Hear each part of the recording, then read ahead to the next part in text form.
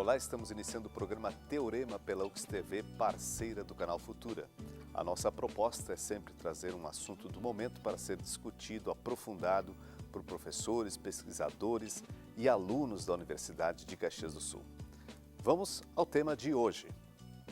Uma estimativa do Instituto Nacional do Câncer apontou que ao menos 596 mil novos casos da doença devem ser registrados no Brasil em 2016. Este número, dividido entre 295 mil homens e 300 mil mulheres.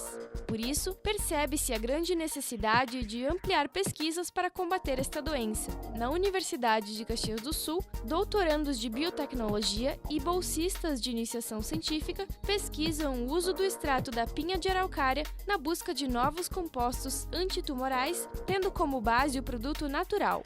Com isso, o teorema de hoje pergunta: como acontece o processo da pesquisa científica dentro da universidade? Essa será a nossa discussão de hoje. Para isso, nós contamos com a presença da Kátia dos Santos Branco, que é aluna do doutorado de biotecnologia da Universidade de Caxias do Sul, está desenvolvendo uma pesquisa interessantíssima, que em seguida nós iremos conversar, e com a professora e pesquisadora também da área de biotecnologia, a professora Miriam Salvador. Sejam bem-vindas, tudo bem? Tudo bem, obrigada. Pesquisa sempre é um processo muito interessante que a universidade, no caso a Universidade de Caxias do Sul, desenvolve para trazer certamente soluções para a sociedade. Muito preocupa a saúde e dentro do quadro da saúde uma das preocupações são os casos de câncer. E a universidade, através de vocês, pesquisadora, orientadora, está desenvolvendo uma pesquisa interessantíssima que tem a ver com a araucária e a possível procura aí de substâncias que venham curar o câncer. Kátia, é isso mesmo? É isso mesmo, Jacob. Então a gente está dando andamento a uma pesquisa que já iniciou em meados de 2009, né, professora? 2009. Onde As se pessoas no buscava... processo de pesquisa leva tempo, né? Leva muito tempo, especialmente numa temática como essa, né? Quando a gente está tentando desenvolver novos medicamentos a partir desses produtos naturais. Então a gente está falando aí de muitos anos de pesquisa, de identificação dessas classes de substâncias, de avaliação desse potencial biológico e depois da avaliação também da possível toxicidade. Então já começou inicialmente com o pinhão, né? A ideia foi se trabalhar com o pinhão e depois, juntamente com a professora Miriam e uma outra colega nossa, a gente começou a olhar para esse resíduo da pinha, que até então não tem uma utilidade, né? É aquela falha, né? Quem conhece uma Isso. pinha, né? Tem o pinhão e tem partes que são falhadas. São falhadas, então é aquele pinhão que dentro. não se desenvolveu. E as substâncias que são bioativas, elas estão na casca do pinhão, né? Até quando a gente fala do pinhão em cozimento, essa água em altas temperaturas, ela libera, ela faz com que esses compostos da casca migrem para o pinhão. Então por isso que o pinhão também, quando a gente ingere, a gente acaba contando com os benefícios, né, que esses compostos que estão na casca e passam para a semente. Então Sim. É na casca que a gente tem essa fonte de substâncias com alto potencial biológico. Uma curiosidade, professora Miriam, como é que surgiu a ideia de pesquisar o pinhão? É porque alguém gostava muito de pinhão? Não, na Tradicional na verdade, nossa região. quando se faz a bioprospecção de novos fármacos, é muito comum se utilizar a planta como base, como recurso inicial. Então, uma série bem grande de medicamentos foram desenvolvidos a partir de extratos de plantas. E a gente continuou nessa linha também, usando uma planta nossa, uma planta nativa, que é a Araucaria angustifolia, e dessa planta nativa, então, pegando as brácteas, que são um resíduo que não tem utilidade até o momento. E aí nós então temos esse extrato rico em compostos fenólicos, que são substâncias antitumorais que são bastante citotóxicas, isto é, matam as células de câncer de uma forma seletiva, isto é, poupando as células que não boas. são tumorais. E esse é um requisito para a gente ter um fitoterápico, para ter um fármaco para tratar câncer. E felizmente a gente conseguiu isso nessa nossa pesquisa. Pois é, em que ponto está a pesquisa, Kátia? Bom, a pesquisa, ela está, como faz parte do meu doutorado e eu estou em fase de conclusão já desse trabalho, eu posso dizer que a gente está encerrando uma primeira etapa importante, que vai desde o início da identificação desses compostos até a avaliação do seu potencial biológico em cultura de células tumorais. Então, a gente está falando de ensaios in vitro ainda, né? Então, toda essa parte, esse screening... Laboratório, pesquisa básica, de bancada, essa parte toda foi feita por mim, né? Com o auxílio dos meus alunos de iniciação científica, os alunos da professora Miriam. Então, a gente fez também uma parte no Canadá, visando avaliar mais ainda e aprofundar os mecanismos de ação desses compostos. Então, eu posso te dizer que a fase agora a gente está terminando uma etapa importante, que é conhecendo esses compostos e vendo o potencial que eles têm. Agora vai seguir, eu espero que o trabalho seja continuado, se não por mim, por algum outro colega, né, que siga nessa linha, identificando frações bioativas desse extrato, né, para tentar formular, então, um possível fitoterápico, um medicamento.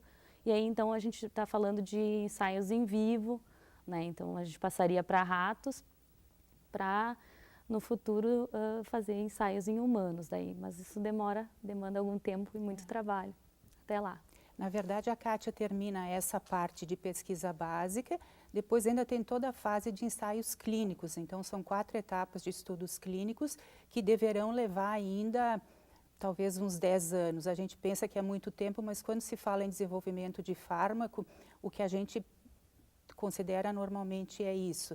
E são etapas que vão deixar ainda claro se o fármaco é seguro, se pode ser usado em humanos, como é que é o mecanismo de ação, quais são as contraindicações. Então, todo esse estudo ainda é necessário ser feito, mas vai ser feito, então, por outro aluno do nosso programa de pós-graduação em biotecnologia. Quer dizer, há uma continuidade, professora Miriam, é isso, não é um processo Sim. que corre o risco, porque em nosso país às vezes a gente tem essas coisas, né, de parar, é um processo tão importante que vai ser continuado. O recurso financeiro é importante para a pesquisa, né, professora? Sem dúvida. Para que o trabalho seja levado adiante, né, então a gente já tem alguns pedidos de projetos para tentar angariar mais algum recurso para seguir na pesquisa.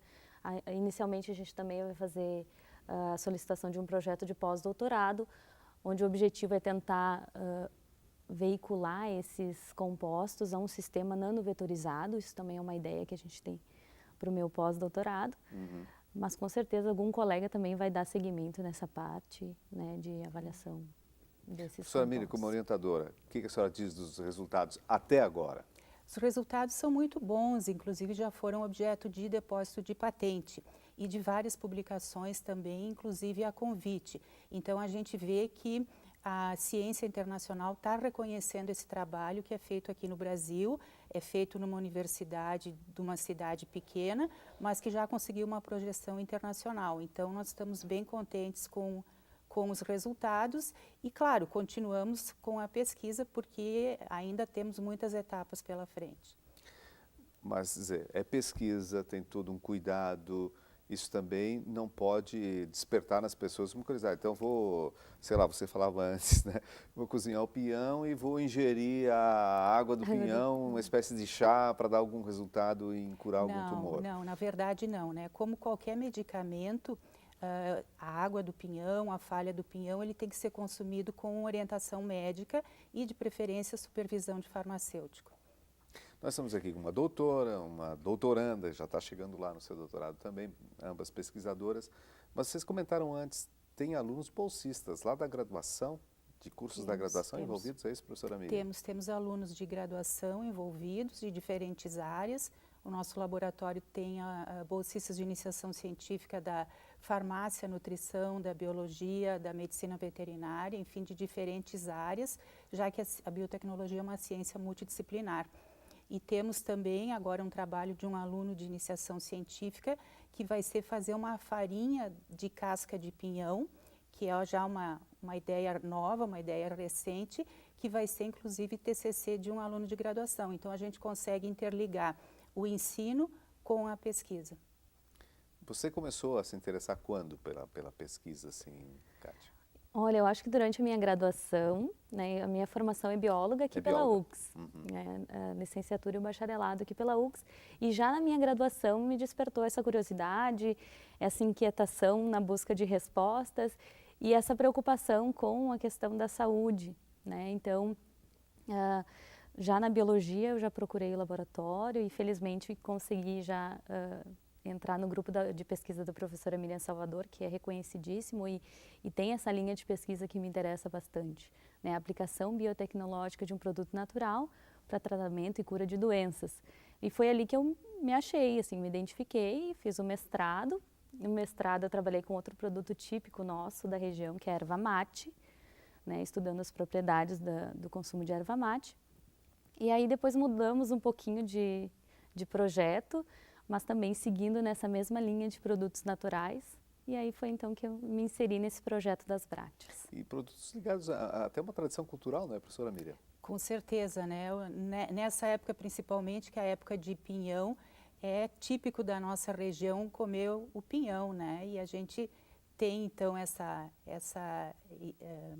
relação entre a planta nativa e agora a biotecnologia. E a natureza, né, professora Miriam, é fantástica, né? Porque ela nos dá, talvez, tudo que a gente... Com certeza. Certamente tudo que a gente precisa. E na primeira parte do nosso programa, nós contamos com a pesquisadora Miriam Salvador, que orienta a Kátia, né?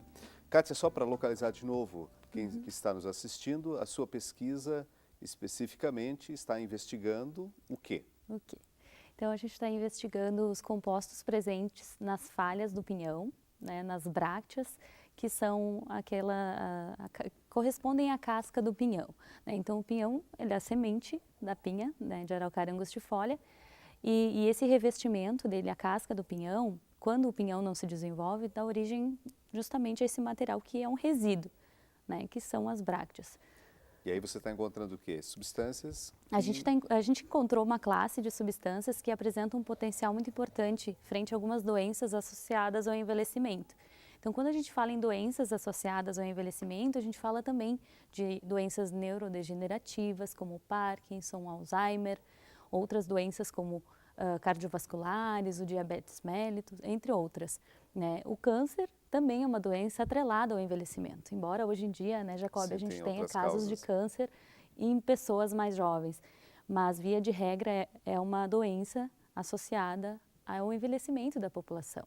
Então, esses compostos, eles têm esse potencial para essa gama de doenças, né? A gente tentou direcionar a nossa pesquisa para essa temática do câncer, considerando, né, a relevância que tem nos dias de hoje para a população a busca de novos medicamentos, né?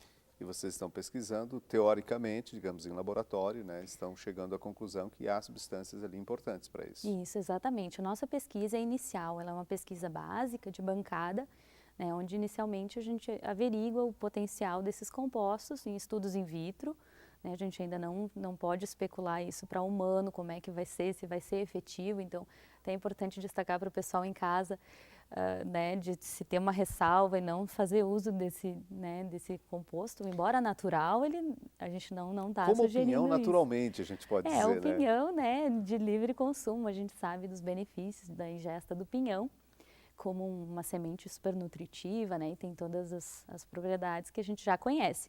Mas as brácteas, essa composição ainda é desconhecida para nós. Então, é nosso grupo que vem desenvolvendo esse trabalho de identificação dessas moléculas e de bioprospecção. Então, a gente está no início de muito trabalho, né, e muito estudo. Ok. Você está concluindo o doutorado, é uma época essencialmente de pesquisa, né? Mas como você vê essa possibilidade de pesquisa permeando a formação das pessoas? Hoje, quem entra num curso superior, no caso aqui na nossa universidade, já pode começar a trabalhar alguma coisa de pesquisa. Com certeza. Eu super recomendo para alunos da graduação, né, que assim como eu, tem esse perfil mais questionador, né, de ir em busca, que talvez procurem na pesquisa. Nós temos aqui na universidade, no Instituto de Biotecnologia, bons laboratórios. Aliás, o Instituto pioneiro da universidade. Exatamente, né? Nós somos referência, né, na América do Sul e mesmo em nível mundial. Então, que esses alunos, nossos alunos aqui da UFSC, procurem, né, os laboratórios e em especial, alguma pesquisa que se identifiquem, né? Então, no Instituto de Biotecnologia, nós temos a pesquisa de produtos naturais atrelados à saúde, né, na busca de novos medicamentos, e também há outros laboratórios para todas as áreas de interesse, né? Então, eu recomendo que o pessoal, realmente, quem gosta, quem se identifique, vá né, atrás de uma linha de pesquisa, porque aí então a gente se descobre na pesquisa e quem sabe um novo cientista, né, que venha a contribuir, né, na pesquisa Como é que é a vida de pesquisador? Porque às vezes a gente tem algumas ideias, alguns até estereótipos, né? O pesquisador lá no laboratório todo o tempo. Sim, certamente exige muita dedicação. Mas Muita dedicação. como é administrar a vida de pesquisador? Olha, eu costumo dizer que é um trabalho de 24 horas, né, por dia, porque em casa também, além da gente ter família, eu no meu caso tenho filho pequeno, então a gente tem que dividir a questão do tempo, mas também em casa você vai estar fazendo estatística dos seus resultados, vai estar lendo papers, né, os artigos em inglês, então demanda um tempo da nossa vida extremamente que a gente tem que fazer concessões, né? Então, essa vida de pesquisador na bancada, realmente o trabalho não encerra quando a gente sai do laboratório, a gente vai para casa com esses dados, a gente trabalha nesses dados. Então, é uma busca incessante, assim, pela perfeição, né? Para que saia tudo de acordo e realmente demanda muito tempo e energia. Eu lembro de um grande pesquisador que ele dizia assim, também tem que ter uma certa paixão, né? Tem que gostar disso, tem que ter um objeto que você tenha um interesse por ele. Sem dúvida. É o que move o pesquisador, é esse espírito inquieto, né? Na busca de respostas. Então, tem que ser o perfil, né, do pesquisador, essa coisa da curiosidade, que é o que move. Né, porque a pesquisa não é só de resultados bonitos como a gente vê quando a gente lê uma pesquisa, né, e vê aquele resultado final, não tem assim não vê a dimensão de quanto trabalho, né, que foi demandado em função disso, né, para que se tenha esse resultado positivo. Então, como tu muito bem colocaste, Jacob, depende dessa paixão, a pessoa tem que realmente gostar da pesquisa e abrir concessões, assim, até porque eu acho que no caminho, né, tem muitas coisas que não é que são erradas, mas não são aquilo que se imaginava, num resultado, hipóteses que não se confirmam. Exatamente. Mas a gente aprende com isso. Aprende muito com os erros. Inclusive, a pesquisa às vezes dá mais errado do que certo. A gente tem na história da humanidade, né, alguns resultados desfavoráveis que hoje viraram grandes inventos, né? Então, a gente não pode pensar que só vai ter um resultado positivo na bancada, que vai dar certo, porque realmente a pesquisa é cheia de surpresas e a gente vai encontrar muito resultado negativo, vai tentar melhorar. E é isso que é a pesquisa em si, né? Você está concluindo doutorado, pretende continuar por esse caminho de pesquisa? Pretendo sim. Então, concluindo o doutorado agora, eu já consigo, né, entrar na docência superior, que é uma meta para mim, né? Eu já venho da UX aqui há algum tempo. E lecionar aqui pela universidade seria um sonho, a realização de um sonho. Paralelo a essa minha ideia, né, esse meu objetivo, eu estou escrevendo um projeto de pós-doc. Né? Como a gente sabe, as agências de fomento no Brasil é um período bastante delicado em função, né, de toda essa crise econômica, enfim. Mas, de qualquer forma, a gente tem esse projeto que visa dar um segmento nesse projeto de Bracteas, né, na identificação desses compostos e agora veiculá-los à nanotecnologia. Né? Então, a gente vai estudar qual é a melhor forma de tentar encapsular esses compostos. Isso vai ficar para o meu pós-doutorado daí. Perfeito. Então, só para retomarmos e deixarmos claro no final do programa, essa pesquisa especificamente da casca do pinhão, com produtos que possa ajudar na cura de tumores e até o câncer, agora vocês estão numa pesquisa de laboratório, depois ela poderá ir para uma pesquisa em seres vivos, é isso? Isso. Aí, então, como a professora Miriam colocou no primeiro bloco, né, envolve várias etapas pré-clínicas e clínicas até que esse medicamento possa chegar no mercado. Isso a gente está falando de 10 anos no mínimo. Né? Então, o próximo passo vai ser testar esses compostos em ratos, né, que é o sistema in vivo homólogo ao ser humano, para que depois de alguns anos ele chegue então a esse estudo em voluntários saudáveis, né, em pessoas aí. Mas isso mais alguns anos para frente. É um processo normal, digamos assim, de um período longo. Exatamente. Para descoberta de novos fármacos é um procedimento padrão. Né? Então, desde a bioprospecção, né, desses compostos naturais presentes nas plantas até o desenvolvimento de um medicamento é um tempo considerado até intermediário, assim, esses 10 anos. Você falou, Kátia, no primeiro bloco que uma parte foi no Canadá. O que foi feito no Canadá na pesquisa de vocês? Então, no Canadá, eu desenvolvi uma parte desse projeto eu ganhei uma bolsa de doutorado modalidade sanduíche, que chama, né, que quando a gente faz em uma universidade no exterior, um período de estudos, e o objetivo lá foi tentar estudar mais a fundo os efeitos que a gente estava vendo aqui nas células que a gente estava tratando, né? Então, a linhagem de células que nós trabalhamos é a linhagem de tumor de laringe, né, humana, e aí nós não conhecíamos muito bem o mecanismo, como é que ela, né, está levando à morte dessas células tumorais, e nas células saudáveis ela tem pouca citotoxicidade. Isso é super interessante quando a gente desenha Se um torna novo um fármaco. tratamento agressivo, como se fala. Exatamente, Possível, né? porque os efeitos colaterais, né, dos medicamentos que são utilizados para o tratamento das neoplasias, eles são extremamente tóxicos, né? E a gente conhece esses efeitos sabidamente, especialmente em células que têm um crescimento rápido, né, como cabelos, enfim. Então, quando a gente viu esse potencial seletivo, que a gente chama, chamou a atenção de grupos de pesquisa no exterior. E nós temos um grupo parceiro na Universidade de Toronto, no Canadá, inclusive de uma ex-aluna da professora Miriam, né, que também teve passagem pelo laboratório, e aí surgiu o convite, não, traz esse composto para cá para a gente tentar elucidar o que tem de tão interessante. Né? Então, foi a realização de análises moleculares mais profundas para tentar elucidar esse mecanismo. Ok, Kátia, muito obrigado. Cumprimentos pela pesquisa que está se convite. desenvolvendo. Cumprimentos à tua orientadora, a professora Miriam, né? Muito obrigada. O Teorema de hoje termina por aqui. Nós voltamos na próxima edição com outro assunto para aprofundar. Até lá.